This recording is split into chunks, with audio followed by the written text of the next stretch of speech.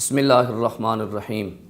معزز ناظرین، نبی کریم علیہ السلام کے معجزات میں سے ایک عظیم معجزہ کا آپ حضرات کے سامنے آج کے درس میں ذکر کر رہا ہوں، اور وہ ہے درخت کا رسول اللہ کی بارگاہ میں آ کر آپ کی رسالت و نبوت کی گواہی دینا۔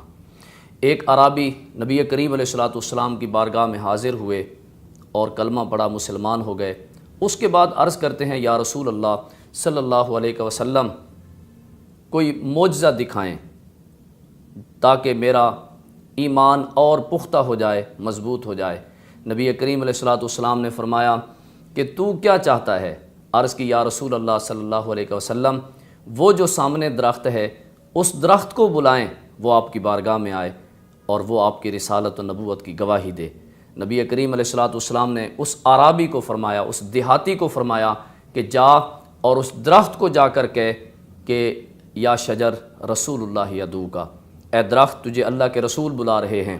وہ عرابی درخت کے پاس گیا اور اسے جا کر کہا کہ تجھے اللہ کے رسول بلاتے ہیں۔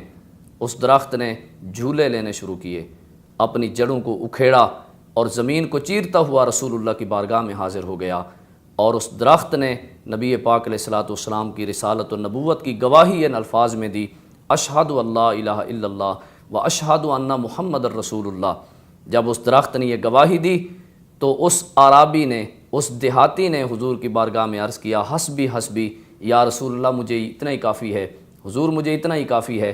تو نبی پاک علیہ السلام نے اس درخت کو واپس بھیج دیا، وہ درخت واپس جا کر اپنی جگہ پہ کھڑا ہو گیا۔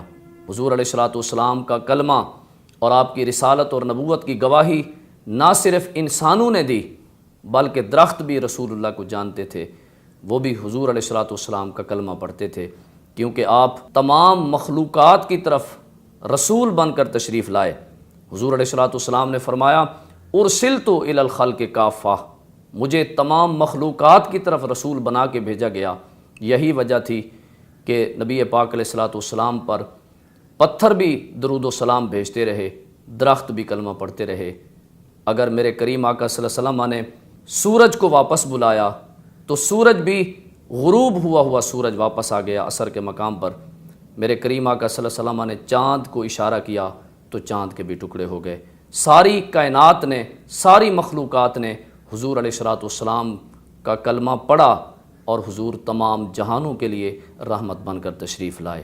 اللہ تعالیٰ کی بارگاہ میں دعا ہے کہ اللہ رب العالمین ہم سب کو کامل یقین عطا فرمائے۔ وآخر دعوایا ان الحمد للہ رب العالمین۔